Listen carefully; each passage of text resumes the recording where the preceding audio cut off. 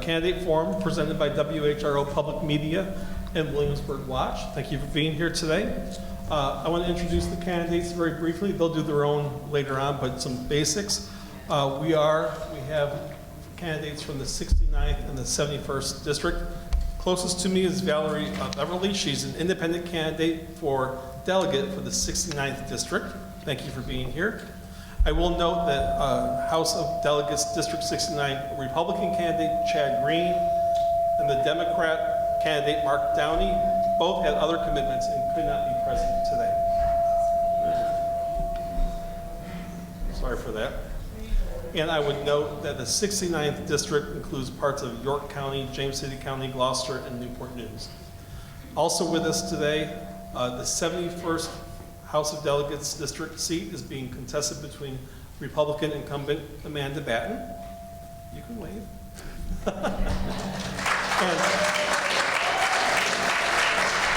and Democratic challenger Jessica Anderson.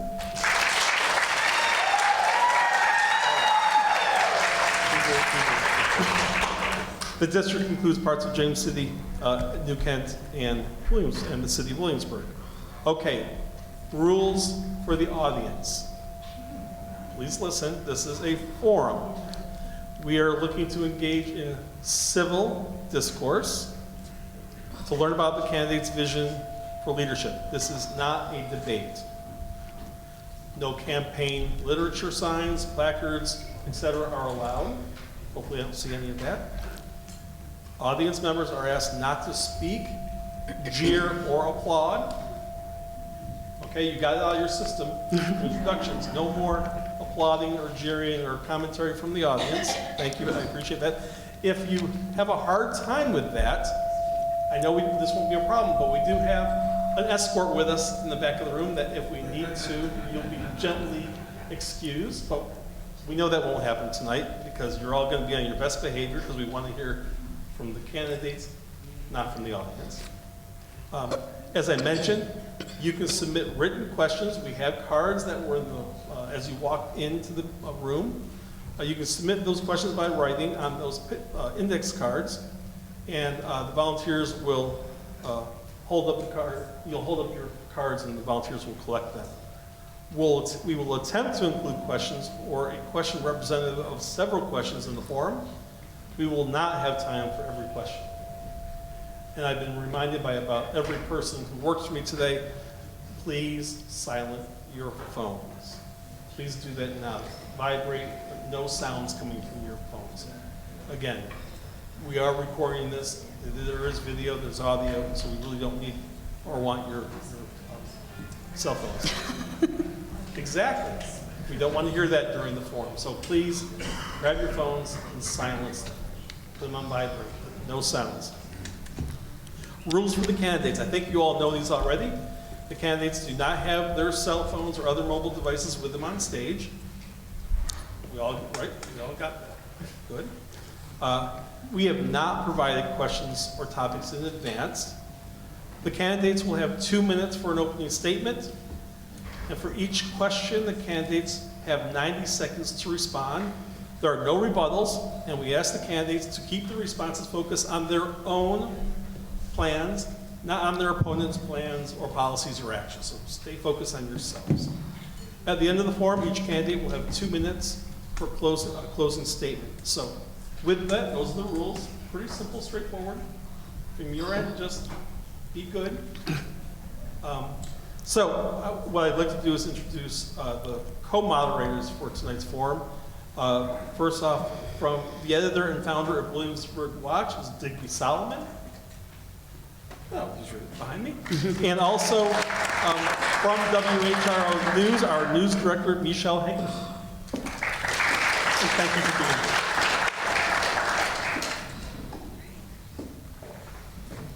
Thank you, Bert. We're going to go ahead and get started. We are going to start with opening statements. As Bert said, candidates have 2 minutes for those opening statements. We have had the candidates draw numbers to determine the order in which they will speak, and tonight we will be starting with Delegate Batten. Well, thank you all for being here this evening. I'm glad that you're joining us here so we can discuss some of the issues that are most important here in the Commonwealth and especially to our community. I'm Delegate Amanda Batten, and I've had the privilege of serving in the Virginia House of Delegates for the past 6 years. I was first elected in 2019, and 2020 was my first session as a member of the General Assembly. Prior to that, I was a legislative aide for the better part of a decade. But no one remembers 2020 for that. We remember 2020 for COVID, because our small businesses were closed, because our churches were closed, but the ABC was open, our schools were shut for an extended period of time, we had social unrest, and of course we were all in masks. It was a really tough time in the country, in Virginia, and especially in our community because we are so heavily reliant on tourism as an economic driver. It also really drove home the point that here in Virginia we have a part-time legislature, but it is actually very much a full-time job. Right now we're in a season where everyone's getting campaign ads, you see attacks, accusations, posturing, all of that. And of course, when we're actually in session up in Richmond during the winter time, you hear primarily about the partisan issues that we're discussing, even though the fact of the matter is the vast majority of legislation that we pass is either bipartisan or unanimous in Richmond. And it really drives home the fact that that's actually just a small fraction of what we do as legislators. The work that we do is here in our community. It's back in 2020 when everything was shut down and people lost their jobs and came to our office for assistance in obtaining their unemployment benefits. They weren't Republicans, they weren't Democrats, they were our neighbors. It's the mom in our community who loses her son in a tragic car accident and then moves on to develop policies that she thinks might prevent another family from experiencing that same tragedy. Brings those ideas to me, we work through a plan, and now her idea is legislation that can save lives here in Virginia. To me, that is the most important part of the job. It's the people in our community. It's the conversations that you have one-on-one. It's nothing that you would ever see on social media. It's certainly not something that the news would ever report. But those are the issues that are actually important to the people who live in our community, who are our neighbors. Thank you, Ms. Pleased to Batten. represent the Your time is up. district. Thank you. Ms. Anderson, your turn. Hi, so I'm Jessica Anderson. I am running obviously here in the 71st District. And just for some background, I ran for this seat 2 years ago, so my name may be familiar to some of you in the room. And I'm a lifelong Virginian. I grew up next door in Newport News, went through Newport News Public Schools, went on to graduate from Virginia Peninsula Community College, and I have called the 71st District my home now for 25 years. Started my family here, raised my 3 daughters, and still continue to raise 2 of those children here, also public school students. I'm someone who's worked in the billing and insurance for a local dental practice. I know a lot of people from that facet of my life as well, and learned a lot about the healthcare systems. I also have been now working in the school system since remarrying for the last 8 years, actually a local elementary school right here in the district. And that also has opened my eyes to a lot of shortfalls or pitfalls of our school system. It has shown me the disparities that exist within our community, our neighbors, our friends, the people that attend our schools, that are living and breathing as community members and sometimes go unseen by current leadership. And I'm really excited for the fact that, last cycle I ran, I got to build name recognition. I got to knock more than 6,000 doors and meet a countless number of members of this community across political lines, right where they are, in their homes, and find out what was near and dear and the issues that they were facing, mainly affordability, and I'm sure we'll talk about this evening. But this cycle, I'm nearing 6,000 doors for the second time. And again, I am being told how important it is to have true representation that understands what it's like to navigate social safety nets like Medicaid and SNAP, understands what the school system truly looks like from the inside, and understands what everyday citizens are dealing with. So I look forward to serving in that position in the Richmond area come this January after the election. Thank you, Ms. Anderson. Ms. Beverly, your turn for an opening statement. Good evening, everyone. Thank you for having us here tonight and being able to hear us talk about the issues. I am a mother, I'm a minister, and I am a business owner. I live in Newport News, and we've lived there for the last 22 years. I have an undergraduate degree in political science, a master's degree in social work, and a master's degree in divinity. My campaign, I'm not running as a politician, I'm running as your neighbor who wants to be a voice for her community and to solve problems in our community.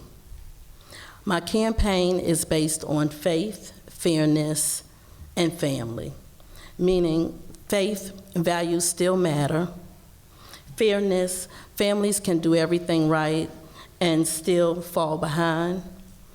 Family, because everything begins and ends with the family at your kitchen table. Really, everything is a kitchen table issue now. I'm neither red nor blue. I'm just here for you. Government right now is very divisive. That's what people say.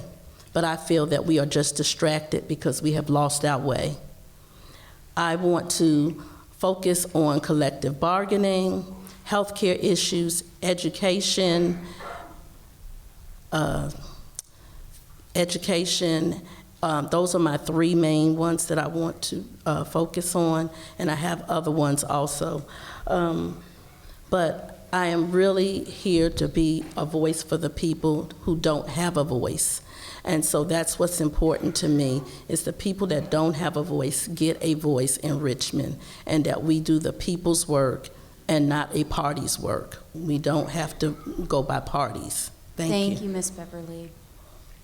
We will move on to questions now. We have questions prepared based on input that we've gotten from our readers at WHRO, issues that are have been of interest to the General Assembly, and as you all have been reminded, you will also be able to provide questions, and we will work those into our forum. So please, if you have a question, write it on your index card and just hold it up, and we will have a volunteer come by and grab it for you. But we're going to start with one of our prepared questions. We're going to go ahead and get this topic out of the way, first and foremost. Democratic gubernatorial candidate Abigail Spanberger joined the Virginia congressional delegation in calling for the resignation of Governor Ralph Northam in 2019 after a yearbook picture surfaced showing him in blackface in his medical school yearbook. None of the delegation is calling for Democratic Attorney General candidate Jay Jones to drop out of his race after he admitted to text fantasizing about shooting a prominent Republican lawmaker and the deaths of his children. What responsibility do you have to condemn members of your political party, or in Ms. Beverly's case, political allies, when they act inappropriately? We will start again with Delegate Batten. Well, first of all, thank you for this question. It's very timely, of course. I obviously condemn political violence or discussion of political violence wholeheartedly. I don't engage in it personally. I don't like it when I see other people do it. I think what's interesting in this particular case is obviously the texts were abhorrent, and we're seeing a lot more of this sort of violent language across the spectrum. But frankly, when I look at Jay Jones's candidacy for Attorney General, what I find interesting as a resident of the 71st District is another behavior in which he engaged, which was speeding recklessly through New Kent County, which is part of the 71st. To me, that's one of the things I find just as disqualifying. If you can't follow the law, how can you be the top enforcer here in the Commonwealth of Virginia? And not only was it that, but also when he was called upon to do community service, he did it to himself, to his own pack. So I think that that combined with the actions and the expressions that he made to his colleague in the General Assembly are absolutely disqualifying. And frankly, he should disqualify himself and say that if he is somehow elected in November, that he will not serve. Thank you, Delegate. Ms. Anderson? Yes, thank you for this question. I have been very adamant about condemning any type of public political violence, rhetoric, whatever the case may be. Obviously, we've seen a recent assassination just weeks ago with Charlie Kirk, and I also condemn that violence that occurred. I don't care who says it. I don't care what party you belong to. At the end of the day, it is unacceptable. With that being said, I voted on day one like thousands of other Virginians in this state, and I made my choice that day. And the fact of the matter is, I'm focusing right here on this district in the 71st and representing the people here, because that is my focus not only right now, but serving in Richmond. I do not believe we should disenfranchise hundreds of thousands of voters, and I think, like me, I made the decision because I voted early, but I think the other Virginians that haven't voted yet, they have the opportunity to decide if this is a disqualifying act, and they will decide come November 4th. Thank you, Ms. Anderson. Ms. Beverly? Ms. Beverly, go ahead. I don't condone any type of political violence or rhetoric. I totally disagree with it. But one of the things I will say is I really don't involve myself in that type of behavior. I really believe it's beneath who I am, and so I will not engage in that. So I don't know whether he should disqualify himself. I think that's his personal choice, what he should do. I just don't agree with anything that was said in his text or anything. So I can't say whether he should be disqualified, because who do we have at the top of the chain right now? So I don't know how we do that. I don't know. So that's all I'm saying as far as that. So, and I think we should take a cue from Michelle Obama. She said, when they go low, we go high. So I just think we need to bring the temperature down and not do this type of, it has no place. It just has no place, so that's my answer. Thank you, Ms. Beverly. I'm going to pose one more question, and then I'm going to switch places with my co-moderator to talk a little bit about teacher pay in Virginia. The National Education Association reports average teacher pay in Virginia is $66,327 a year, which makes us 26th in the nation. The national average is $72,030 a year. With as much detail as possible, please tell us how you would address teacher pay as a delegate, or if you think some of your education platform would be more focused on a different portion of education. We will start again with Delegate Batten. Thank you again for this question. Teacher pay definitely needs to go up in Virginia, and in fact, it has gone up. Over the past 4 years, teacher pay has increased about 18%. Additionally, also over the past 4 years, K-12 funding in general has increased by 40% out of the general fund. That's a substantial increase, and it very much reflects the commitment that we have to erasing some of the learning loss that we had here in the Commonwealth of Virginia. And it's not just teacher pay. Teacher pay is interesting because in some parts of Virginia, Northern Virginia, for example, obviously that amount that they get paid is much higher than it is in some place like South Side or Southwest Virginia. One of the other things that we're hearing from teachers is, in addition to, of course, wanting increased compensation, just really looking at the training and regulatory requirements that are placed on them. Often we have the best of intentions in the General Assembly, but sometimes we just end up creating a lot more work for teachers. And I think that that's a priority we need to focus on as well. I actually carried legislation that decreased the frequency of one of the teacher trainings that we were hearing some negative feedback about. So again, yes, absolutely continue to increase the teacher pay and focus on making sure they don't have additional burdens. Thank you. I'm assuming I'm next. So I really appreciate this question. Obviously, I work in the school system, and we are one of the lowest paid school divisions within the area. And we have a real issue right now in James City County and Williamsburg because of the fact that many people that are working in our facilities do not get to live where they work. They cannot afford to do so. So many educators actually reside in WJCC are working over in York County and Newport News that are making upwards of 3 to 6% higher rates of pay than we are. So this is absolutely a concern. While, obviously our national average has risen, JLARC has told us time and time again we are not meeting fully funding where we need to be, not even close. I know that there's opportunities to correct that, and that's looking at the budget that is making some difficult decisions and making sure that we're also working with our local government so that we can increase funding. Delegate Batten actually mentioned Northern Virginia, and that's because of the local tax rate they have. They have an excess amount of money that WJCC just doesn't have access to. So we need to make sure the funding formula reflects that at the state level so that we are fully funding schools. Thank you. Mm-hmm. So I think that teachers, she said, we are 26 in the nation in pay scale, and Virginia has been trying to raise teacher pay for several years to just try to catch up, and they still haven't caught up. So we're still behind. So what can we do? One of the things they passed in the last legislative session but was vetoed was collective bargaining. I think they need to have unions. Unions are not a bad thing, especially for the people that are in them, because they get to negotiate. They get to sit at the table and talk about the things that impact them. I think that would be a great law to be passed here in Virginia. We are still a right-to-work state, and I think collective bargaining could help some of that for them to get their pay and their benefits where they want it to be. Also, like she said, James City County may not have the same tax base as the other counties, not have as large of a school system, so that matters also. So I think to level the playing field, if you had collective bargaining and teachers had a seat at the table, it would definitely bring up teacher pay. Thank you. All right, this next question, we'll start with Ms. Anderson. Another hot topic for you all.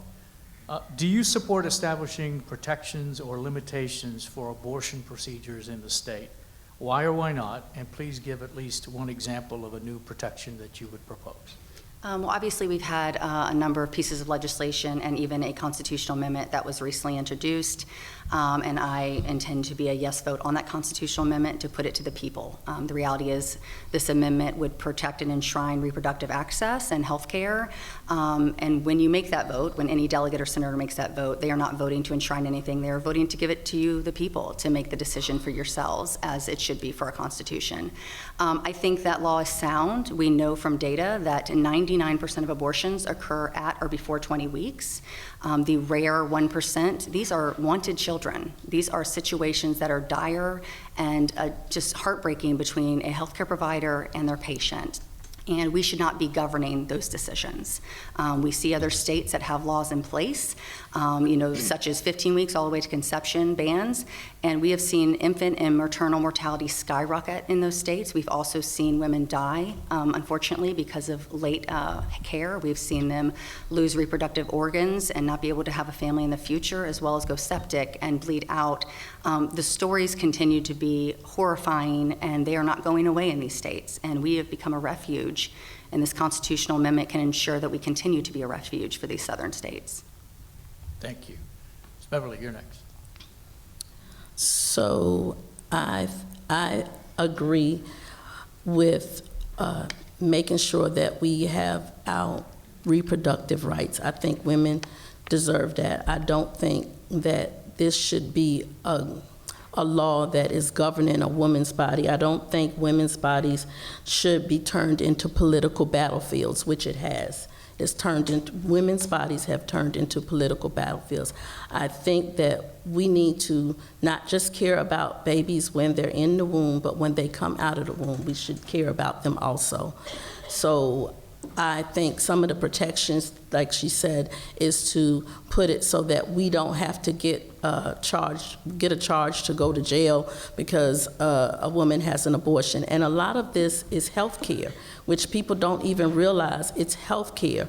Most women don't want to just have an abortion to have an abortion. So it is health issues that women have that are not being included in the laws that these states are making, and it's making it difficult, and like she said, it's making the maternal mortality rate go skyrocket, and women are dying and bleeding out, and we need to do something to stop that. Women should not have to go to jail or be charged or have any thing against them because they have a health care issue. Thank you. Ms. Batten. So obviously the genesis of this entire conversation was the fact that Roe v. Wade was overturned a couple years ago. I think here in Virginia what we expected to see was perhaps a constitutional amendment with language that mirrored what Roe v. Wade had, or to the point of what other states have, maybe something like what California has, where they have a viability standard. What we have before us as a constitutional amendment right now goes much, much further than that. It does allow for third trimester abortions with the approval of only one physician. And it also has the possibility of eroding parental notification laws. Maybe these are technical errors in the bill. They were actually raised when we discussed this during the legislative session and said, hey, if that is not your intent, why don't you clarify the language? And the language was not clarified. So that is what we are looking at before us right now. It is one of the most radical abortion policies in the entire world. So if we're going to do something that models another state, we could be more like California in this one instance. Thank you. All right. This next question is from a member of the audience, and we'll start with you, Ms. Beverly. We have data centers popping up like spotted lanternflies. If elected, what will you do to rein in this invasive species and ensure we don't pay for their energy costs? I had to read it literally. It was a great question. Well, one of the things is that the lawmakers don't need to be beholden to these large companies that finance them. That's part of the problem. That's why they're able to do what they're able to do, because they're on the hook. But I agree that we should not let them pop up, because environmentally, it is not safe.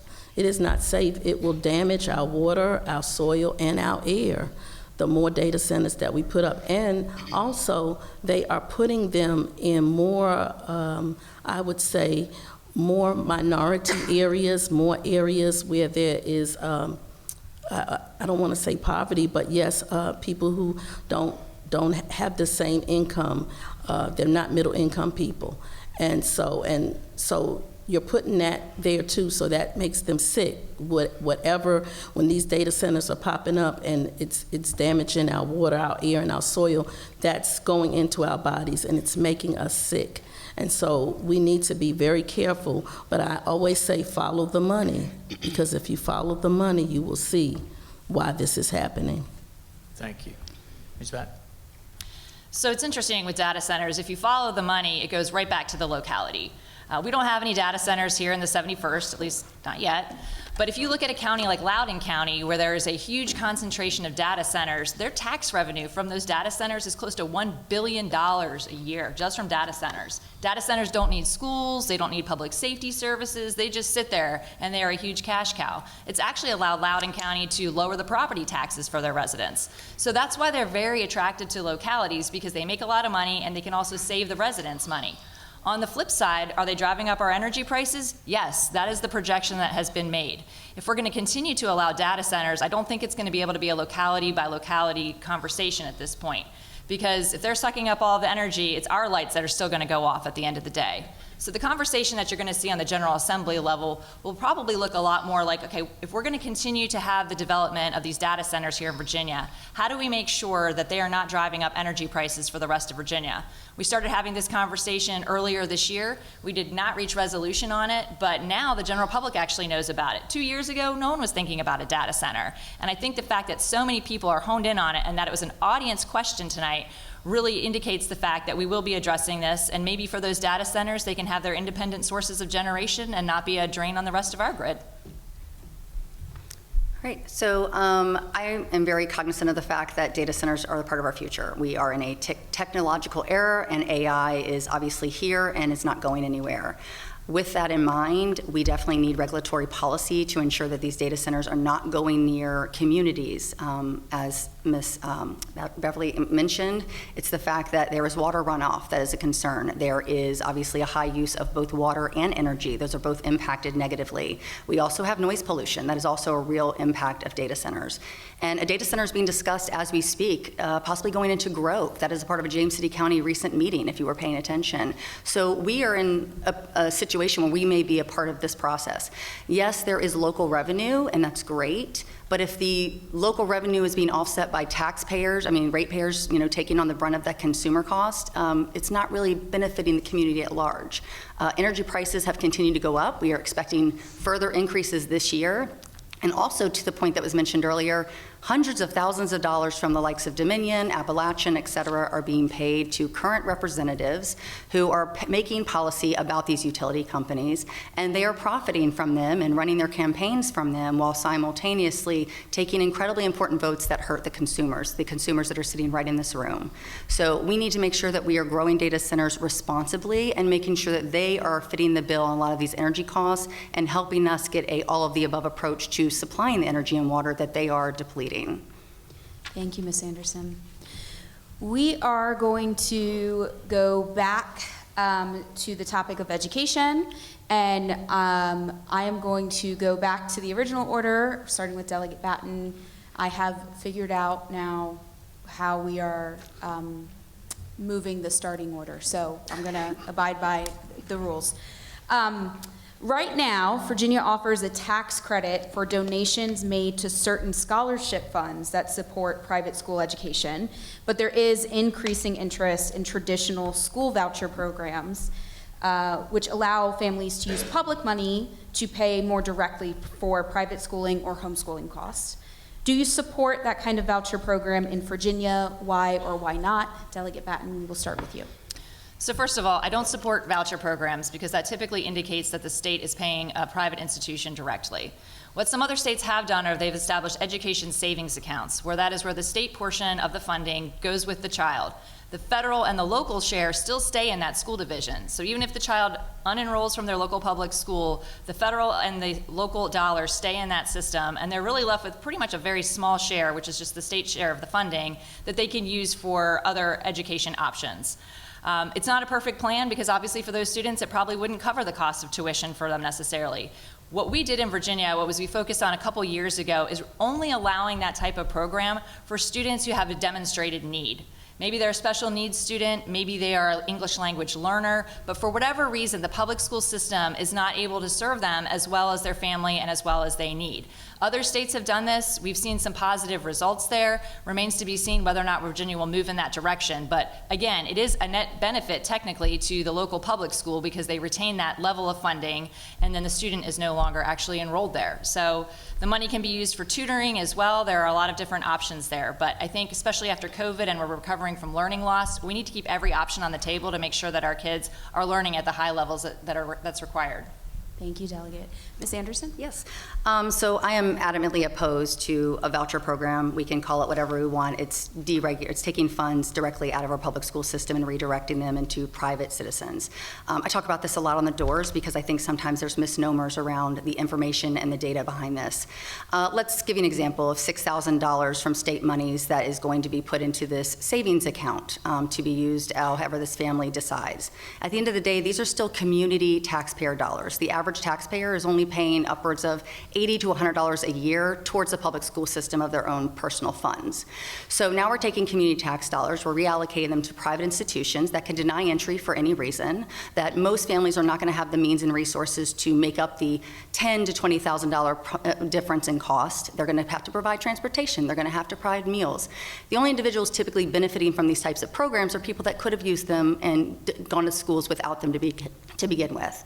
I also want to point to the fact that, when we reallocate this funding out of the school system, we are still required to supply IEP, 504, all of the services that the schools give for special education students to those students that are going to private institutions, but now we've lost those state tax dollars. So we're doing a disservice. We are defunding the schools that are already clearly underfunded from the earlier question that everyone on this panel agrees are underfunded. And we're also creating an environment where we're not benefiting the lower income families. They're going to remain in the school system. They're going to lose more and more resources year after year because of these type of programs. Thank you, Ms. Anderson. Ms. Beverly? I'm in agreement on this. Don't think that school voucher programs are good for public schools, because it takes money out of our public school system and it takes resources that are necessary for the children in the public schools. And usually the ones that are hurt mostly by that or the schools in your lower income neighborhoods. They usually get the least amount of services, the least amount of services that they need for the students, and so I would be against a school voucher paying to private institutions. And we can see that, like was said, that it's really given into private citizens into the private institutions too, and I don't think that that's fair because it's taxpayer dollars. And I think we need to keep our public schools funded. That's why we can't even pay our teachers what we need to pay them. So we need to keep every dollar that we can in our schools, in our public school systems that we can. Thank you, Ms. Beverly. For the next question, we will start with Ms. Anderson, and we are going to move to the topic of Virginia's retail marijuana market. Virginia's retail marijuana market has been approved by lawmakers but has yet to come to fruition, delayed in part by a lack of funding to set up the regulatory framework to begin that retail market. Do you support standing up that regulatory infrastructure to get Virginia's retail marijuana market off the ground, or do you oppose doing that? Why or why not? So I do support it. I do think that we need to make sure that we're doing it responsibly, like all things. I know that it's going to pay for itself down the road, so I know that concern around the initial cost may be something that's on people's minds, but I do think at the end of the day, it is going to pay for itself. As someone who's actually sat down with some of our local police officers, I also recognize that they want the marketplace to exist because there are a lot of questions around what is legally allowed to be sold in some of these facilities. And there's concerns around safety and what people are getting access to from these vendors that are allowed to sell in the state, from these vape shops that exist, and there is no clear guidance for our police officers to go in and do their job and rectify any possible ill intent by these sellers. So I think it's going to actually benefit us in a number of ways, but again, I want to make sure that we are crossing all our T's and dotting all our I's when we talk about the regulatory part of this, making sure that we are keeping in mind public safety. Thank you. Ms. Beverly? Yes, I think that it will be beneficial to Virginia. I have seen some pop-up cannabis places around, and a lot of people that I see going to them are medically necessary. They're medical marijuana use, but I think regulation has to be.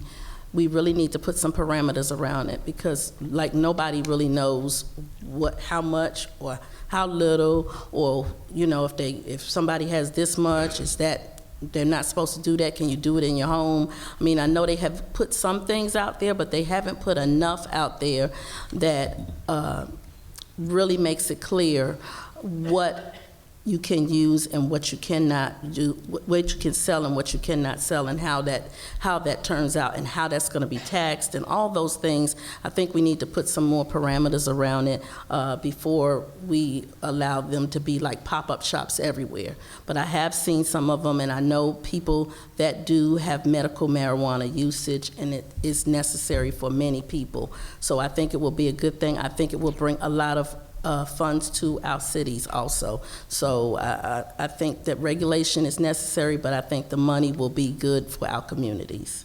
Thank you. Delegate Batten? So marijuana remains a controlled substance that's regulated at the federal level. So if we deregulate it as a state, we are nevertheless still in conflict with federal law, which brings some other implications with it as well in regard to banking and other financial transactions. So it's a really, really thorny issue. I will agree the current law is an absolute mess. At the time we passed it, we were all meeting, the General Assembly was meeting via Zoom.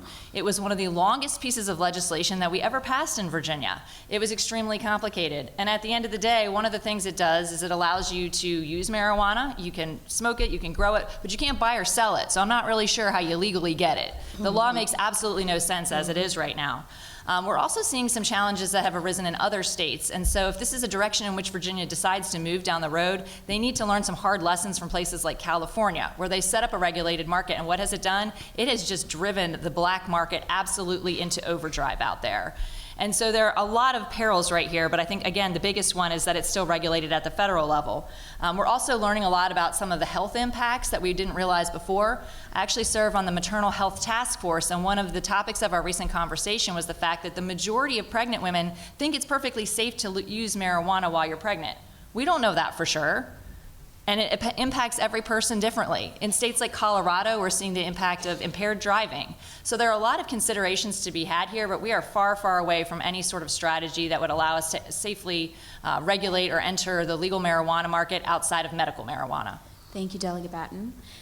For the next question, it's a question from the audience. It is a topic that has come up, and we will start with Ms. Beverly. One of our audience members wants to know about where you stand on Virginia's right to work law. This issue has come up in the General Assembly in recent years. So tell us a little bit about where you stand. Do you support keeping Virginia a right to work state? What is the benefit of that if you do believe Virginia should stay that way? What does Virginia stand to earn, or how can Virginia progress if Virginia opts to go a different direction? And we will start with you, Ms. Beverly. Well, no, I am not in agreement with Virginia being a right-to-work state. I am from New York City, and I have said this before, everybody has a union. Everybody gets to negotiate. And so this right to work, being fired for no reason, I just actually talked to somebody yesterday who, she doesn't even know why she was fired. She just lost her job, and they escorted her out. No reason. They said, we don't have to give you a reason. And I think it's just terrible that employees don't have rights here. They can literally fire you for no reason. I don't think it's beneficial to the economy, and it makes employees afraid. I don't know if it's a Southern thing, but if you look in if states like Ohio, Michigan, the Northeast, they all have unions, and the South, people are literally afraid here. They are afraid to talk about unions, and I think we need them. I think the people need to make their voices heard. It is a great thing for employees to have unions. It gives you power, and you need to use your power and your voice. Ms. Anderson? Oh, is it, okay. Wait. I'm sorry. Oh, Delegate Batten, sorry. It's like, oh. So I'm a Can't strong figure out a supporter of Virginia's status as a right-to-work state. Here in Virginia, you don't have to join a union as a condition of employment. If you want to join a union, you absolutely can, but you can't be fired from your job because you refuse to join the union and you don't want to pay the union dues. Virginia is one of the most competitive states for business. Businesses want to come here, and the reason is because we are a right-to-work state. We have major employers here in the Commonwealth of Virginia. Just down the street from us, we have the shipyard. If you think that the shipyard is going to stay in Virginia if once we are no longer a right-to-work state, or if that were to happen, you'd probably have to think twice about that. That would be a very severe detractor for a lot of businesses that are looking to relocate here in the Commonwealth. Again, I can't stress enough how important this is. The economic growth that we've had here in Virginia over the past few years, the reason that we are one of the top states for business is because we're one of the most northernmost states that is a right-to-work state. So it's important that we keep that and make sure that if people want to join a union, they absolutely can, but they can't get fired from their job because they don't want to pay those dues and don't feel like they need to be in a union. So I feel like this is a bit of a conversation that gets really heated, and there's a lot of misinformation around it. I'll start by saying that. I also am a realist, and I realize that this is a very, very bipartisan supported topic when it comes to rolling back right to work. Many Democrats and Republicans want to keep it as the status quo. I recognize that. With that being said, I don't agree with right to work, and the reason being is the fact that, take Colorado, for example. They have the similar population as us, similar demographics, and ironically, they have a non-right to work state, and somehow they have higher access to capital. They have a better quality of life for their employers in health care, in cost of, in their income salaries, and their working conditions. And ironically, despite not being a right-to-work state, we are at just over 5% of unionized workers. They're at 7%. We are ranking 29th on the scale of business longevity. They rank 9th. So when we look at other states that are very similar in makeup as ours, and we find that they are not a right-to-work state, and they are actually flourishing better on a lot of fronts, it tells us that maybe right-to-work isn't the actual metric that is harming small businesses, and it's an opportunity to have a real conversation with business leaders specifically, and get down to the nitty-gritty of what is causing us to not be able to establish long-term businesses in this state. Thank you.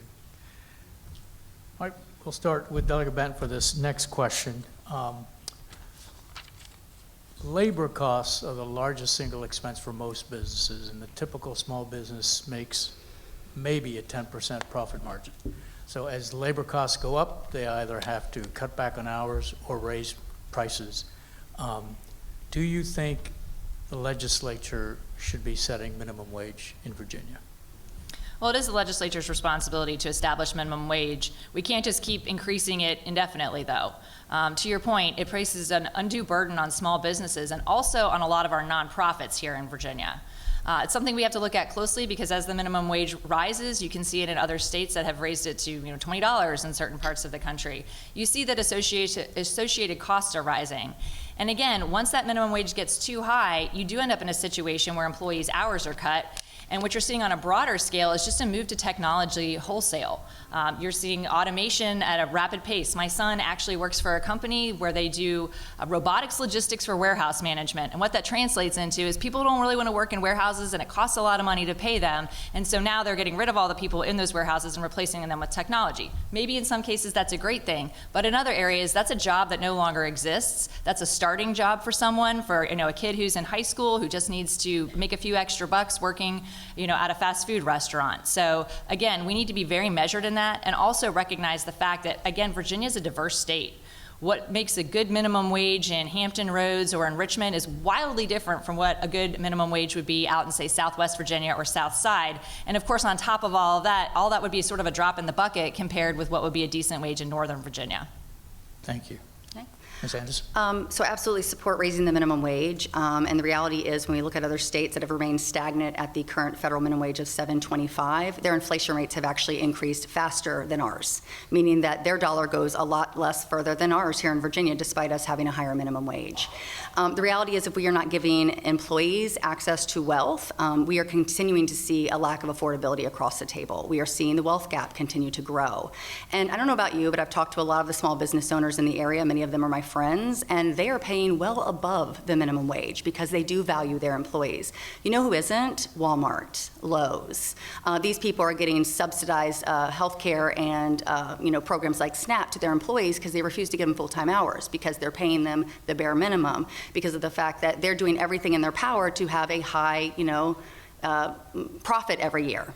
So maybe we could look at these policies. I absolutely want to keep the small business owners at the table during these conversations, but the reality is, by and large, they are doing it right. It's the rest of the people in these corporations who are not, and it's a disservice to our community members. And I hear this all the time about it's high school workers, it's starting jobs. I don't know about you, but McDonald's is open when the schools are too. People are working there, and people deserve to be paid a livable wage. Thank you. Ms. Beverly? Well, I think that people deserve a livable wage. One of the things I have found by talking to constituents, I actually have a lady who has a nonprofit that addresses a livable wage for domestic workers. And that could include, janitorial, daycare workers, hotel cleaners, people that work at hotels, they don't make as much money. But what she was saying to me is, she says, people want the best daycare. They want their kids, they want to put them in a safe place, but they don't want to pay the workers a livable wage, and half of them can't afford to put their own child in daycare. So I think we need a livable wage. I think we need a minimum wage. And I think the larger corporations could bear the brunt of it because their profit margins are so high. And what their CEOs could pay for probably 2 years worth of somebody's salary, or maybe even probably more than that. But we really need to think differently about this, because everybody wants a decent life. Everybody wants to gain wealth. And they should be able to. And if you work hard, you should get a fair wage. And I just think that we need to set a minimum wage, even if people think it hurts them. These companies can afford it. They can afford it. The small businesses may not, but the companies can. Thank you, Ms. Beverly. All right, this next question, we'll start with Ms. Anderson. According to a recent poll by CNU's Watson Center for Civic Leadership, 21% of Virginia voters are most concerned with the cost of living this election season. And one huge marker, as we know here, is housing prices. What is one policy you can champion as a state lawmaker to address housing affordability? Okay, that's a super tough question. The reality is I'm kind of a person that believes it's an all of the above approach, and that's really what it is when it comes to housing. There is not a one-stop policy that's going to fix this issue. We have a supply issue, which we could rectify, and local James City County has actually been working towards this, as well as the city, taking abandoned hotels, motels, and revamping them to be single family apartments for individuals to rent. We could look at vacant properties that are sitting vacant and have been sit vacant for years. There's literally a database with this information that we could be going in and also revamping and making them single family first-time homes. We need to be talking about first-time home buyer incentives. I've also floated a policy because many people in this area, it's a retiree community by and large, are in homes that they've outgrown. They live in 2,000 and 3,000 square feet. They love to downsize, but they worry about losing their investment in that downsize by selling and trying to buy a smaller property that's going to cost a similar price point. So maybe putting some type of tax subsidy in place to incentivize that downsizing. But the reality is, we talked about just a moment ago, raising the minimum wage, giving people better access to wealth so that they can afford housing.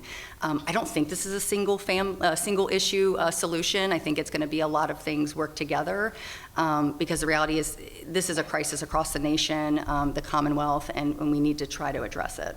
Thank you. I just had a panel discussion yesterday with the United Way about affordable housing, because we have a housing shortage, and we have a large, well, in Newport News at least, we have a large homeless population there. And so we were trying to talk about all the issues, and they had legislators there.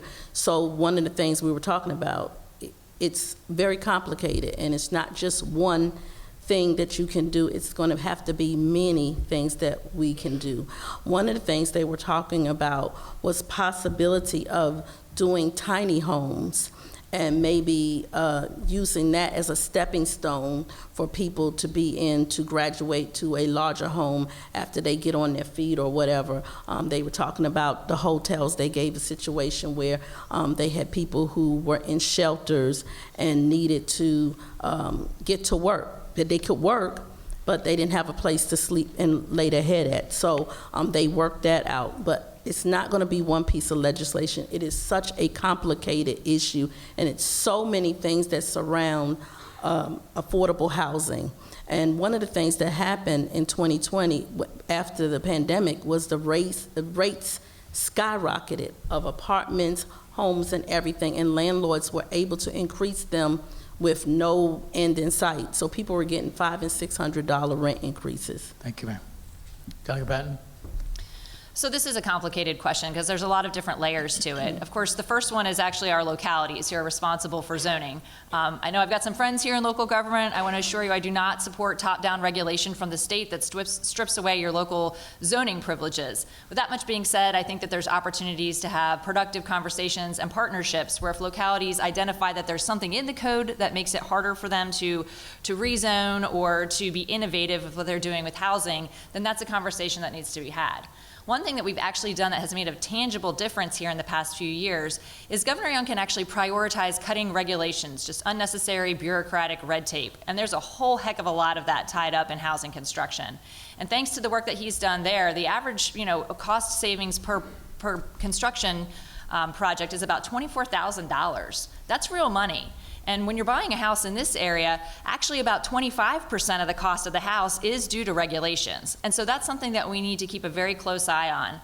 In Richmond, we carry a lot of bills that sound really, really good on the surface, but actually can drive up housing costs. I always joke around about the tree bills. And this is mostly in Northern Virginia, but invariably someone will carry a bill that has all these rules about which trees can and cannot be removed during construction. And while it sounds great, it really does drive up the cost. So you have to look at every single little thing that we are putting into code that actually makes houses more expensive for people and drives up any sort of residential construction costs. Thank you. Question from the audience, and we'll start with Ms. Beverly. If the car tax is reduced or eliminated, what expenses would need to be reduced? What expenses? If the car tax is eliminated or reduced, where do expenses need to be cut elsewhere to make up for that loss of funding? Well, I would love for the car tax to go away. I think it's, I mean, I know it's a great buzzword, but I think we really need to think carefully about this because each of our counties, there is a large amount of money that comes from the car tax. So what would be the plan to replace it? What would we do? What would we do to replace all that money? I'm talking upwards of $20 and $30 million we get. It goes to the general funds of our cities. So I don't know that that might be possible right away. It's something we have to discuss, but we have to find where the money's going to come from to fund our cities after that, because these property taxes go into our general funds, which take care of our police officers, firefighters, schools, and all the other things. So that's a loaded question too. So I would love to get rid of mine, but I need suggestions on how we really could do that. What would we replace it with? I'm open. but I haven't figured it out yet. I'm not a mathematician, but I still haven't figured out how we're going to replace those millions of dollars in each of these localities. I don't know. Delegate Batten, we will come to you. So the car tax is easily the most hated tax that we have here in Virginia. It's also a big surprise for people who move to Virginia and don't realize that we actually have one. College students are often shocked when they change their voter registration here to Virginia so they can cast a vote for maybe city council or whatnot. And lo and behold, they bring their car here, and next thing you know, they are also paying the car tax here in the Commonwealth. So we hear a lot about it. Also from members of the military who find themselves in a similar situation. The reality is what we're seeing right now is people on both sides of the aisle. I think both of the gubernatorial candidates have come out and said, you know what, we really do need to come up with a plan to reduce, ultimately with the goal of eliminating the car tax. But how do we do that? We can't just print money here in Virginia. We're not the federal government. A couple things I would say. So right now our revenues are running way above forecast. And if you're in this room, you probably got a check from the Commonwealth of Virginia for either $200 or $400, a rebate right there, right? That's a lot of money. That's something that could have mitigated the car tax this year.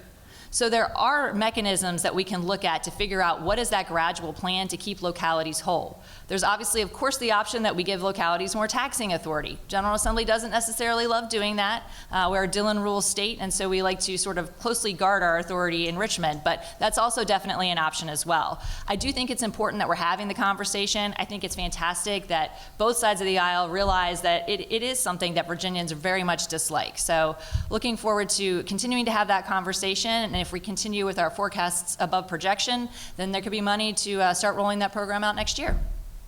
Thank you. Ms. Anderson? So I think I'm in agreement with everyone on this. Like, obviously, the car tax, it stinks. But it's also $3 billion state revenue that is going directly to local governments. I definitely want to point out that a lot of people don't realize this. Each local government kind of dictates their own funding formula when it comes to the car tax. So they're setting the rates. And that means that some of the policy that's been introduced previously to eliminate the car tax basically had the state fitting the bill to the local government, so they still had their monies to go into their local infrastructure, public schools, however that money was being divvied up. However, it took a hit at the state budget of $3 billion. Yes, we have revenue, but we do not have recurring revenue guaranteed year over year. So kind of making this commitment means we need to know that revenue is going to continue to come in so we can pay everything. I'm a proponent, I've talked about this multiple times, of possibly looking at a millionaire's tax. The reality is in the state of Virginia, if you make $17,001 in this state, you pay the same tax rate as someone making $25 million. And there's an opportunity there to add to our recurring revenue and to eliminate regressive taxes like the car tax, as well as further eliminate grocery tax and take the burden off our middle and lower class that are feeling it the hardest. Thank you. Next question is a question from the audience. And we will start with Delegate Batten. And this is a bit of a hypothetical because Virginia's General Assembly is not a full-time legislature. But an audience member wants to know, how could state lawmakers prepare to handle the effects of a government shutdown? So I guess we can approach this as, if the General Assembly were to be in session right now and the government is shut down as it is currently, what sorts of things could you do as a state lawmaker to handle some of the effects of a federal government shutdown? Well, technically we are in session right now. We are in a special session. So the Speaker of the House of Delegates, Speaker Scott, can call us back anytime he would like, and we could go tackle those issues. We are in special session specifically for that purpose. He's decided that we don't need to do that right now, so I'm assuming that, obviously that's certainly not a priority for my friends on the other side of the aisle at this time. As far as how we handle, what goes on in the government shutdown, the one thing I would like to say about a government shutdown is the Commonwealth of Virginia has been here for 400 years. We have never once had a government shutdown. Never. We always balance our budget each and every year. Doesn't matter if Republicans are in charge, Democrats are in charge, doesn't matter who the governor is. We always get the job done here in Virginia. So I really just wish that the federal government and the Congress would get their act together, look at Virginia as a model. We always have to get in a room when we disagree on issues and somehow make it all work. And I think that's the frustration that a lot of us in Richmond have with the situation there. But again, we can go back into session at any time that the Speaker would call us there. Right now, we are not in that position. Thank you. Ms. Anderson? Yeah, so obviously government shutdown is not a good situation for specifically Virginia. I mean, we have so many federal workers here that are dependent on their income. We have huge military complexes here, so military active duty and retirees that are being impacted. So this is a huge negative impact. I will say, yes, I want them to get back in the room and have negotiations and make us figure this thing out at the federal level. But if that is not the case, and one reason being the possible increase of premium rates for those that are buying from the marketplace through ACA, which is a huge issue and contention with this current stalemate, as well as the massive Medicaid cuts that we are going to see right here in Virginia. And we have a trigger law in place that if we lose 1% of federal funding of Medicaid, hundreds of thousands of Virginians are going to be losing health care. So I think in response to this question, my response would be we need to be taking a hard look at what the negative impacts are for our most vulnerable citizens, the trickle up of the negative impacts that's going to be for those that are on standard health care, private health care. They're not going to be absent of negative impacts. Medicaid cuts will absolutely cause premiums to go up. They will absolutely cause hospitals to shut down. They will absolutely cause our healthcare facilities to have longer wait times, and you will see prescription drug costs go up. All of these are going to impact everybody, even though you're not on these, healthcare plans that are being impacted right now. Thank you. Ms. Beverly? I do agree that I think they need to sit down at the table and figure this out. They need to get this figured out. A shutdown is never any good for anyone, but specifically here in Virginia, as said, we have so many federal workers, so many military here that are impacted by this, that it's terrible.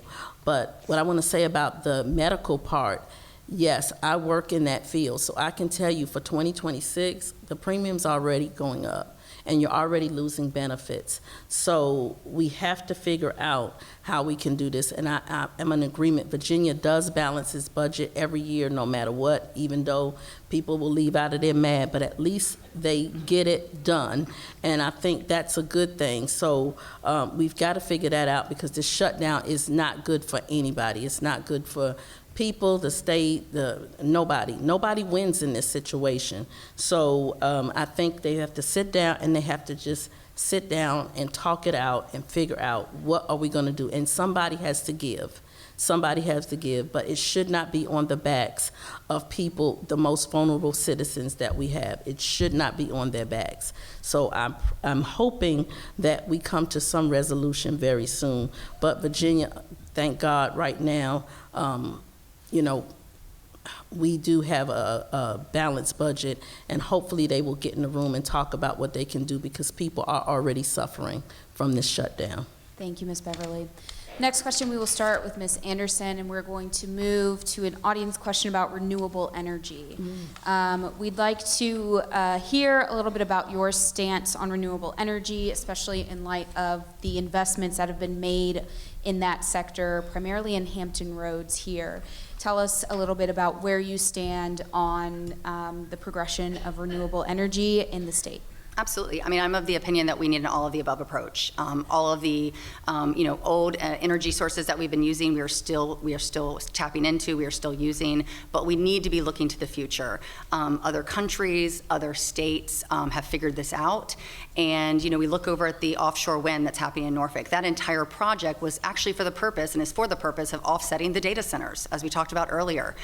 We need to be reaching out into all of these avenues and making sure that we're tapping every possible energy resource, because we are in a situation where we don't want the lights to go out. We do not want to see that happen for Virginians. The solar initiatives that were put forth by the federal government, there's many people that I've talked to on doors that are really disappointed that either they were in the plans of getting that done, or they're at a stage where they're going to lose some of those benefits. That's really disappointing. And it's the fact that we do have a federal administration that is moving away from these initiatives that people have wanted to do and have been doing for decades. So we need to make sure that we're prioritizing that in Virginia, and that we're continuing to do an all-of-the-above approach, because we're going to have to if we want to, sustain our energy levels with everything we're adding, particularly data centers. Thank you. Ms. Beverly? Well, she took some of the words out of my mouth. I really do think the same. We do need an all-of-the-above approach. I think we need to do all the things with solar energy and all the things that we have going on with the environment. We have to do some things differently because we are destroying our environment. One of the things that the last administration had done is they had given billions of dollars for environmental causes, wetlands, renewable energy, all those type of things. And that money was pulled back this year. I actually know a nonprofit that was awarded and then their money was taken from them. So it was money that was already allocated by the federal government and they've taken it from them.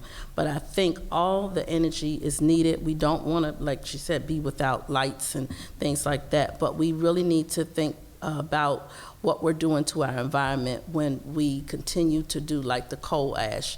You know, it's not good for our environment. So we need to do something to change that. And people should not be afraid that, oh, it's going to take all these jobs. When you use the different types of energy, you will create more jobs. So I don't understand why there's that fight with that, because the coal ash is not good for anybody. It's unhealthy.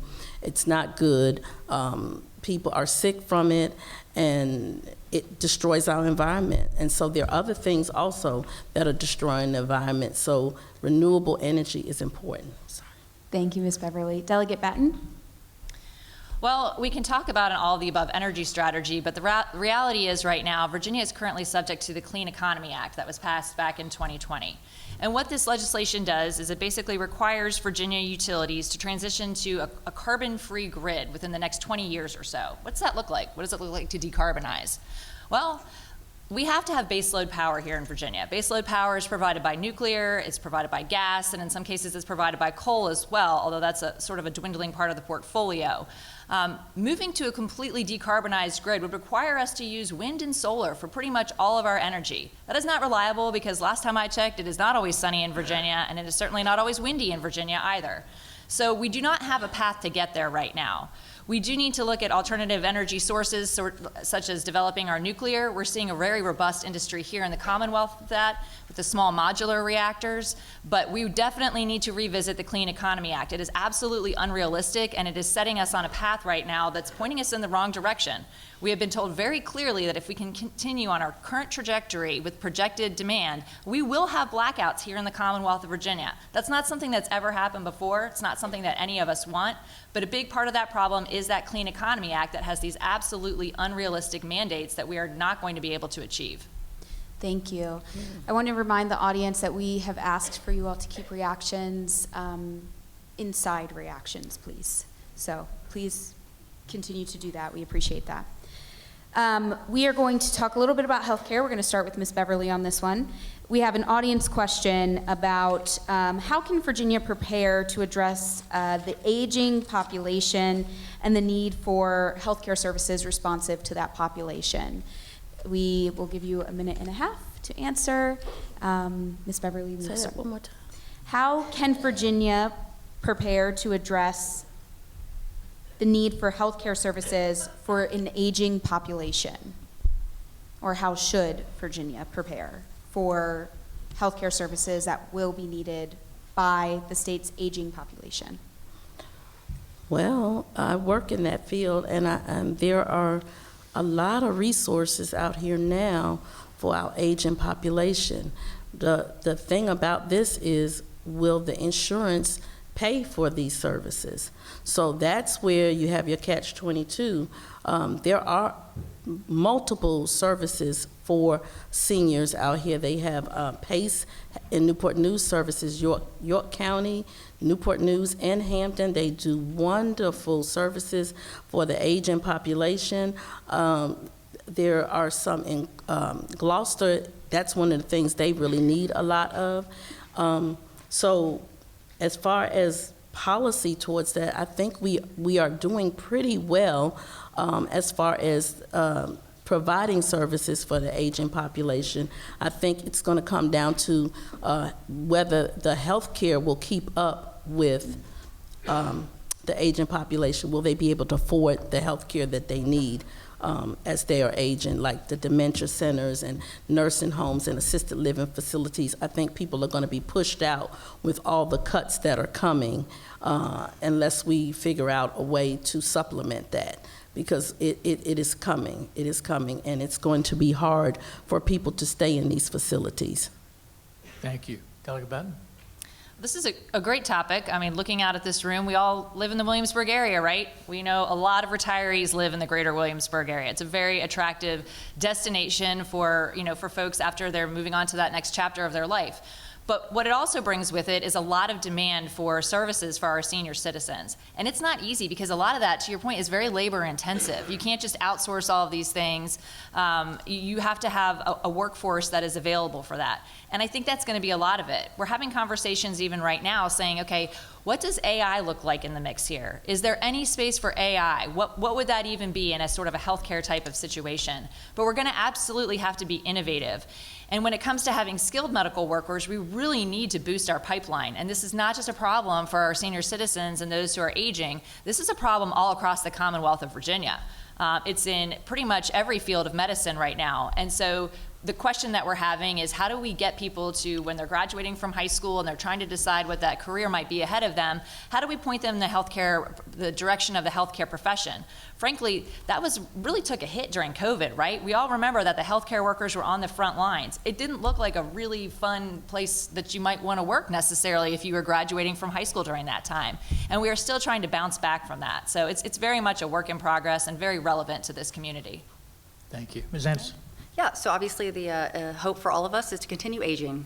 And with that in mind, we want to make sure that we are meeting the needs. I've talked about healthcare earlier, so I'm not going to touch on that too much, but I am going to talk about the workforce issues that we are experiencing.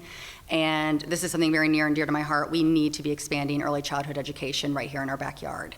My daughter is a prime example of that. Last year, she participated in the New Horizons program, wonderful program, but it stretched across 6 school divisions, 23 high schools. She acquired a CNA, and fun fact, most of our home care workers that are coming into people's residence, they are CNAs. This is a direct out of high school job opportunity where they can go into the field and do good work right here in Williamsburg, James City County, New Kent. So the reality is we are not having a robust workforce solution.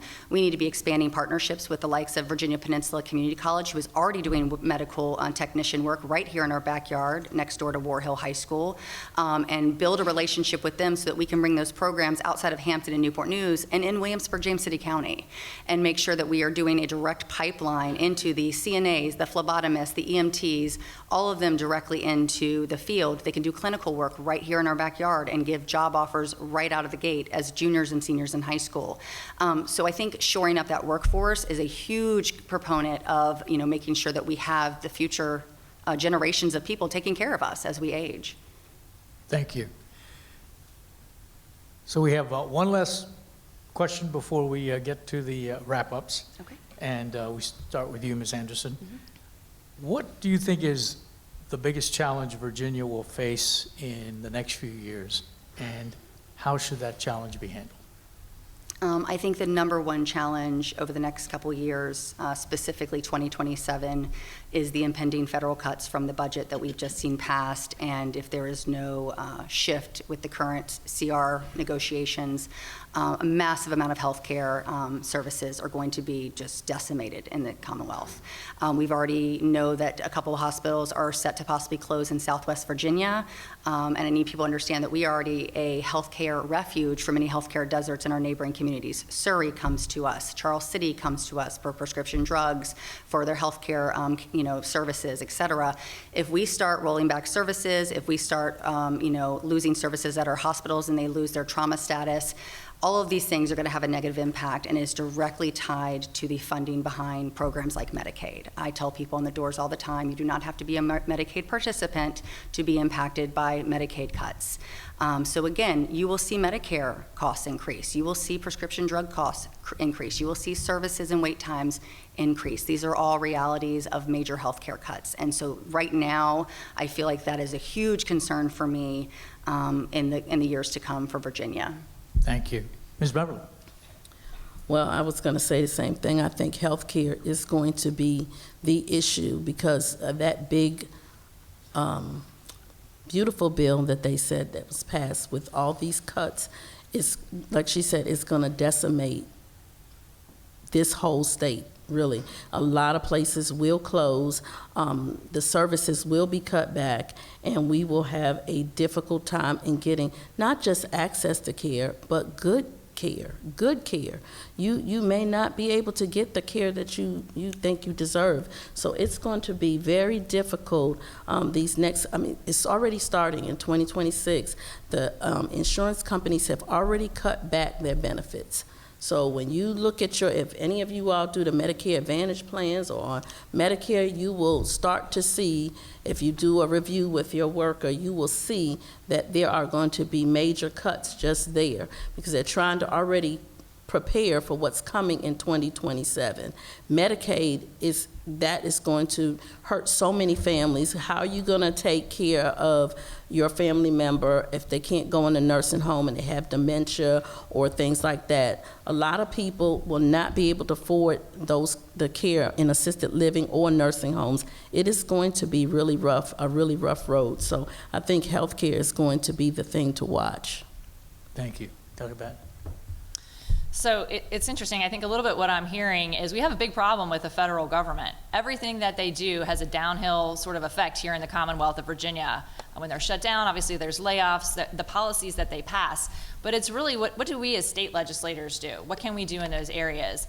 And so I agree completely with the healthcare costs and some of the concerns that we may face down the road. I'm going to go back to energy here because this is something that we do talk about every year in Virginia. And I can guarantee you, when everyone's lights go out and you don't have a way to keep your food cold, you don't have a way to keep your medication cold, if you are on some sort of medical device, you don't have access to that, that is the biggest threat that we have here in the Commonwealth. And it wasn't something that anyone talked about even just 1 or 2 or 3 years ago. And now we're getting warnings from the federal level. We're getting warnings from our adjacent neighbors saying, hey, you're not going to have enough energy soon. Virginia imports more than 40% of its energy from other states. We're not generating it ourselves here. And those other states want data centers too. So they're going to start using more of the own energy that they're generating in their states. And what do we do then? It's a very serious problem, one that we have to tackle. It's not something that's going to go away. It's a major hazard to every single person who lives in Virginia. And if we don't get on top of it sooner rather than later, when it's that hot day in the summer, it's that coldest day of the winter, you're not going to have the energy when you need it. And a lot of people don't know, but we actually came very, very close a couple years ago. I think it was Christmas Eve, not this past Christmas, but the Christmas before. There was not one extra electron on that grid. We were right at the edge of shutting off the power here in Virginia. Not a good Christmas. Thank you. All right, it's time for our closing statements. Each candidate will have 2 minutes to summarize their case. And not much of a rest for you, Delegate Batten. You are up first. Well, I just want to thank everyone again for coming out this evening. Also, I have an audience participation question. How many of you have already voted? That's what I thought. It's always fun when you have these sort of candidate forums, and early voting has been going on for a month, and you know that like pretty much half the people here, maybe more than half, have already actually cast their ballot.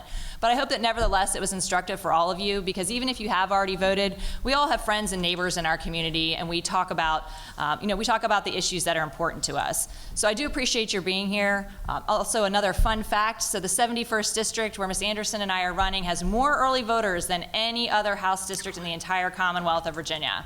We have about 13,000 early votes here. Wow. So kudos to all of you for getting out there and exercising your civic duty. But again, I feel privileged to have been able to serve in the Virginia General Assembly for the past 6 years. As I mentioned earlier, my top priority is really my constituents. And when people contact us for assistance, they're kind of usually already at their wits' end. You don't think to call your state legislator right out of the gate, right? That's kind of a last resort.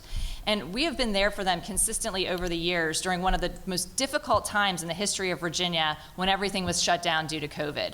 They are my top priority. That's not the stuff that you talk about on social media. It's a private conversation that you have with people, and it's deeply personal to them. So I'm proud of my record of service here in our community. The legislation that I carry is nearly all brought to me by actual members of my district who have recognized a potential challenge or opportunity that could be tackled by a tweak in the state code. And so I've enjoyed working with them and bringing, as they bring me ideas and carrying those policies forward in Virginia when we're in session during Richmond. So again, thanks to all of you for being out here. It's a privilege to have served you, and I look forward to continuing to work with you for the next couple years. Thank you very much.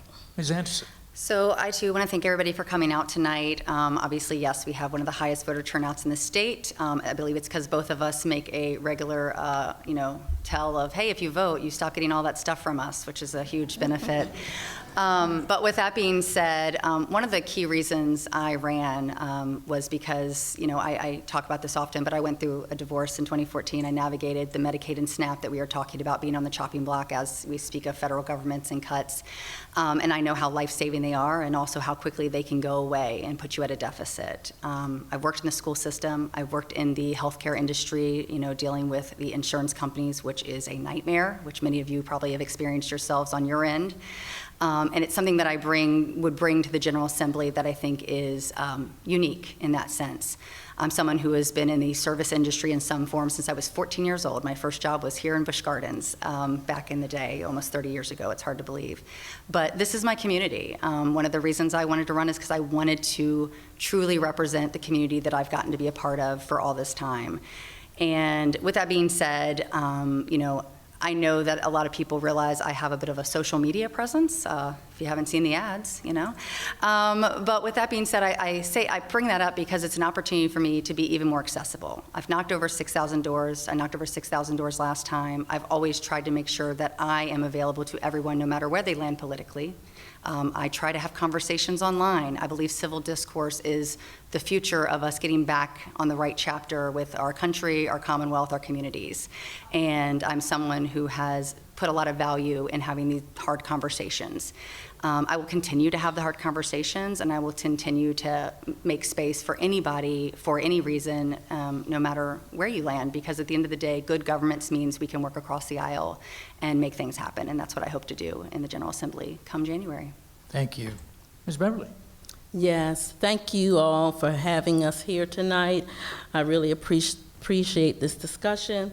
As you can see, we have a lot of issues that we have to tackle, and I want to be the voice of my community. I am your neighbor. As I went out to get my petition signed, I had over 200 signatures, and not one person knew who their delegate was. That was daunting to me. Not only did they not know who their delegate was, they don't really even know what a delegate does. And I want people to understand that what we do impacts your everyday life. It is important for you to get out and vote. It is your civic duty that you get out and vote. And I encourage you to tell others to get out and vote. I am running not as a Democrat or a Republican, as I said. I'm here for you. I'm not red or blue. I'm here for you. So I am asking that you go out and you vote. I'm asking for your vote tonight. I would hope that you engage in your community and you be informed on the issues. And I ask you to go and check what these delegates are voting. When the people that are already in the House of Delegates, check their record. And if the things they're voting for don't add up to what you would like to see, you need to use your power to vote. Your vote is your power and your voice.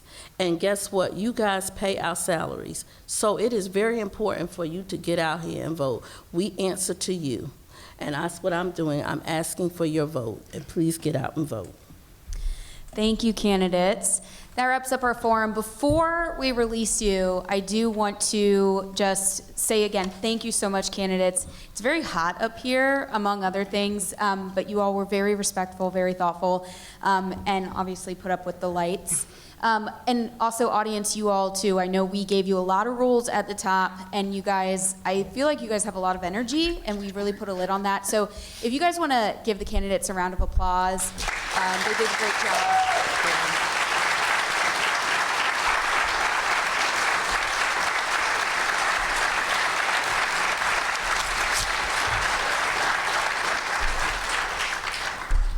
Well, thank you all for coming out. Again, I'm Michelle Hankerson. I'm News Director at WHRO Public Media. This was Digby Solomon from Williamsburg Watch. We have some WHRO stuff right outside. Feel free to take some on your way out. If the candidates aren't running to their next event, feel free to say hi. And we thank you so much for being here, and we hope to have more of these in the future. So thank you so much for coming. Have a good night. Thank you.